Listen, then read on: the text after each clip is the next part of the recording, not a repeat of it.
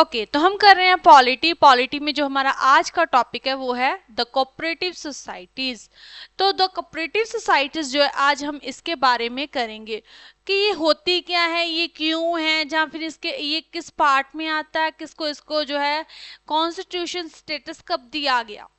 ठीक है, तो इसके बारे में हम पढ़ेंगे। सबसे पहले इसमें क्या है, 97 क्या है, 97 कॉन्स्टिट्यूशन अमेंडमेंट 2011 में जो है इसे क्या किया गया, इस संशोधन के, इस कॉन्स्टिट्यूशन अमेंडमेंट के द्वारा जो है इसे संविधान में शामिल किया गया। तो क्या है इसमें, gave constitution status and protection जो है टू कोऑपरेटिव सोसाइटी, इसकी रक्षा और जो है इसे कॉन्स्टिट्यूशनल स्टेटस जो है दिया गया कोऑपरेटिव सोसाइटीज को 2011 में। कौन से अमेंडमेंट के द्वारा, जो है 97 अमेंडमेंट के द्वारा। ठीक है, अब इसमें जो है क्या है, इसमें तीन चीजें ऐड की गई कोऑपरेटिव सोसाइटीज के लिए। अब ये तीन चीजें कौन कौन सी थी जिसको ऐड किया गया, उसके बारे में हम करते हैं। सबसे पहले हमारे पास आ जाता है आर्टिकल 90। इसमें जो है क्या है, इसका जो टाइटल होगा 1 और जो है सब टाइटल हो गया सी। ठीक है, तो उसमें जो है क्या है, आर्टिकल 19 एक सी में जो है, इसमें जो है क्या कहा गया, 97th कॉन्स्टिट्यूशन अमेंडमेंट के द्वारा इस आर्टिकल में the words cooperative societies were inserted, यानी कि इसे जो है, जैसे कि ये किस में आता है, हमारे फंडामेंटल राइट्स में, जिसमें हम बोलने का अधिकार है, शिक्षा का अधिकार। तो इसमें जो है क्या है हमारे पास जो है कॉन्स्टिट्यूशन में ये हमारे फंडामेंटल राइट्स में आता है। तो इसी में जो है क्या है, वहां से वहां पे जो है इसे क्या किया गया, इंसर्ट किया गया है। ओके ठीक है, तो इसमें जो है इस वर्ड को इंसर्टेड किया गया है। क्लियर। उसके बाद आर्टिकल जो है 9 जो है 43 बी आता है। नेक्स्ट हमारे पास आर्टिकल 43 बी, इसमें क्या है, अ न्यू डीपीएसपी। अब हमने बहुत ही अच्छे तरीके से डीपीएसपी किया था, आपको पता होगा, directive principle of state policy. ठीक है, इसमें हमने निर्देशिक सिद्धांत किए थे राज्य की नीति के।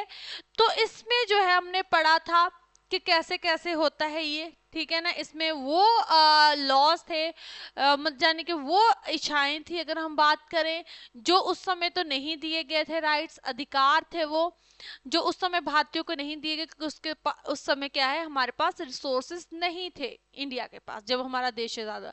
लेकिन जो है क्या है, उसे जो है डीपीएसपी में डाल दिया गया कि आगे जो है आने वाले समय में हमारे पास जैसे जैसे सोर्सेस आएंगे तो इनको ऐड कर दिया जाएगा। जैसे उसमें से अब जो है क्या है, ये जो है जैसे म्यूनिसिपालिटीज हो गया, पंचायती राज सिस्टम हो गया, तो उनको वहीं से डीपीएसपी से निकाल कर जो है एक संवैधानिक तौर पे जो है उसे लाया गया।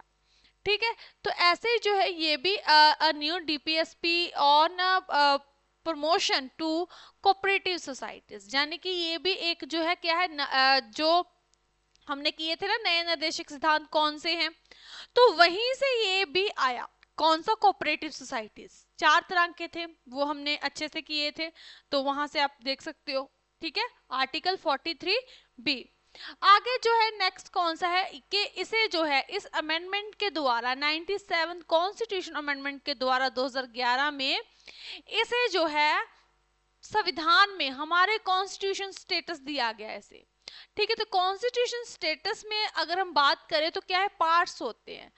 तो उस पार्ट के द्वारा जो है इसमें जो है क्या है, कोऑपरेटिव सोसाइटीज जो हैं उसे कॉन्स्टिट्यूशन का पार्ट जो है 9B बनाया गया। जैसे आपको पता है कि मैंने आपको पंचायती राज सिस्टम बोला है, उसके बाद म्यूनिसिपैलिटीज हो गया, तीसरा जो है हमारे पास कोऑपरेटिव सोसाइटीज हो गया।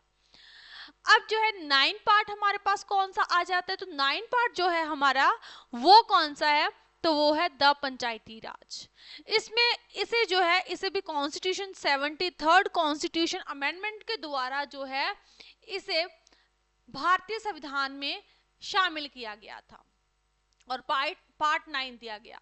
और इसके अंडर जो आर्टिकल थे पंचायती राज सिस्टम के, वो कौन से थे, 40 टू 43 से मतलब से लेकर 43O तक थे। ठीक है, उसके बाद हम म्यूनिसिपालिटी की बात करते हैं, तो म्यूनिसिपालिटी को भी पार्ट बनाया गया 74 कॉन्स्टिट्यूशन अमेंडमेंट के द्वारा। तो उसमें जो है आर्टिकल आ जाते हैं कौन से, आर्टिकल 243 जो है P से लेकर 243 ZZ तक, ठीक है। उसके बाद ऐसे ही जो है 97 कॉन्स्टिट्यूशन अमेंडमेंट के द्वारा जो है क्या है कि इसमें जो है पार्ट 9B बनाया गया कॉन्स्टिट्यूशन में, इसको जो है कॉन्स्टिट्यूशनल किया गया, स्टेटस दिया गया, पार्ट 9B।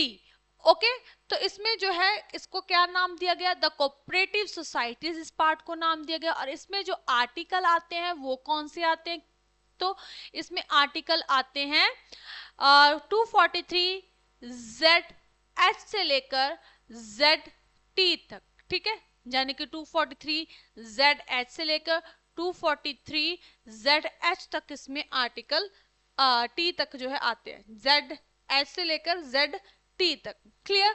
तो ये हो गया हमारा जो है कॉन्स्टिट्यूशन पार्ट बनता है कौन, द कोऑपरेटिव सोसाइटीज, किस अमेंडमेंट के द्वारा, 97th कॉन्स्टिट्यूशन अमेंडमेंट के द्वारा, ठीक है।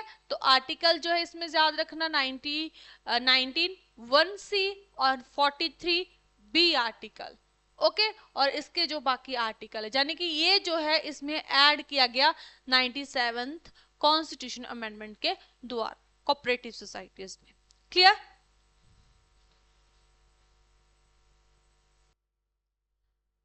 चलो अब हम आगे करते हैं, नेक्स्ट इसमें क्या है, cooperative society. The cooperative societies is subject enumerated in entry 82 of the state list, जाने की सीधी सी बात ये है, इसमें कहा गया है, मैंने आपको 3 तरह की लिस्ट बताई है, union list, state list and concurrent list. तो ये जो सब्जेक्ट है, जो द कोऑपरेटिव सोसाइटी, ये स्टेट सब्जेक्ट है, और स्टेट सब्जेक्ट में जो है इसमें जो है 82 सब्जेक्ट्स आते हैं, ठीक है। स्टेट लिस्ट में इसके कितने सब्जेक्ट्स हैं, 82 सब्जेक्ट्स हैं, ठीक है। आगे जो है क्या है, अ volunteer association for their on benefits, यानी कि ये जो इसके वॉलंटियर होंगे, किसके, द कोऑपरेटिव सोसाइटीज के, वो जो है क्या करेंगे, मतलब उसमें क्या है कि वो अपने बेनिफिट के लिए, ऑन देयर बेनिफिट्स, उनका अपना खुद का फायदा होगा इसमें, ठीक है। नेक्स्ट जो है इसमें क्या आता है, formed with the aim of helping their members, तो इसमें जो है वो क्या करेंगे, उनकी हेल्प करेंगे जो इसके खुद के मेंबर होंगे, सीधी सी बात है, ठीक है। विद एम, उनका एम क्या है कि हेल्पिंग देयर मेंबर्स, जो इसके मेंबर्स होंगे किसके, कोऑपरेटिव सोसाइटीज के, उनकी हेल्प करना, ओके। तो ये आपको पहला जो है पॉइंट है, ये समझ आ गया कि अपने लिए, यानी कि जो इसका अपना खुद का मेंबर होगा उसकी हेल्प के लिए, उसके बेनिफिट के लिए काम किया जाएगा, ठीक है, उसको बेनिफिट दिया जाएगा। Formed mainly by weaker section of the society prevent any type of exploitation from the economically, ठीक है, इकोनॉमिकली जो स्ट्रॉन्ग सेक्शन होंगे, ठीक है, जैसे कि मतलब जो इकोनॉमिकली जो है स्ट्रॉन्ग हैं, ठीक है, ऑफ द सोसाइटी, समाज में जो क्या है पैसे की तरफ से स्ट्रॉन्ग है, वो किनका शोषण करते हैं, जो वीकर सेक्शन होते हैं, और उनको ऊपर उठाना क्या है इसका काम, इसका मेनली अगर हम बात करें तो इसीलिए कि जो वीकर सेक्शन है उनको जो है order to prevent any type of exploitation, किसी तरह का भी उनके साथ अगर शोषण हो रहा है, वो आर्थिक हो या किसी भी तरह का हो, तो उनको जो है क्या है उससे ऊपर उभारना, ठीक है। तो मेनली यही है किसका, कोऑपरेटिव सोसाइटीज के काम, ठीक है। उसके बाद अगर हम बात करें तो ये चीज होगी, ये समझ में आ गया होगा आपको कि ये क्यों है, कैसे है, मतलब कि अपने जो इसके मेंबर्स होंगे उनको बेनिफिट देना है, ठीक है। तो ये सब कुछ जो है इसमें कोऑपरेटिव सोसाइटीज में आता है। तो ये क्या है, संविधान का पार्ट 9B, ओके। इसमें आगे हम नेक्स्ट करते हैं, इसमें क्या आ जाता है, ओके। इसमें कहा गया है, नेक्स्ट देखो, registration must to be done under cooperative society act, ठीक है, अंडर कोऑपरेटिव सोसाइटीज, ओके, यहां सोसाइटीज लिखना, सोसाइटीज एक्ट 1912, ठीक है, 1912 का जो यानी कि कोऑपरेटिव सोसाइटीज एक्ट है 1912, उसके जो है अंडर चलते हुए जो है कोऑपरेटिव सोसाइटी को क्या किया जाए, रजिस्टर करवाया जाए, तभी उसको क्या मिलेगी, लीगल आइडेंटिटी। ठीक है, तभी वो क्या होगी, लीगल आइडेंटिटी जो है उसे मिलेगी। और इसमें क्या होगा, मस्ट हैव एटलीस्ट, जो है एटलीस्ट उसमें जो है 10 मेंबर्स होने चाहिए और वो अडल्ट होने चाहिए, यानी कि अडल्ट का यहाँ मतलब क्या है, 18+।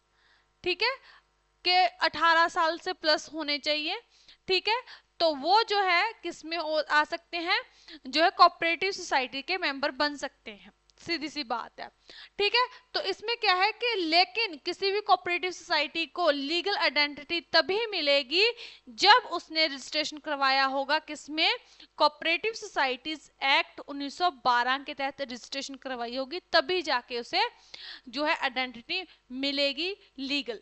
ओके, तो एक ये, और दूसरी बात ये याद रखना कि एटलीस्ट 10 मेंबर्स होने चाहिए और 18 साल से ऊपर वाले होने चाहिए।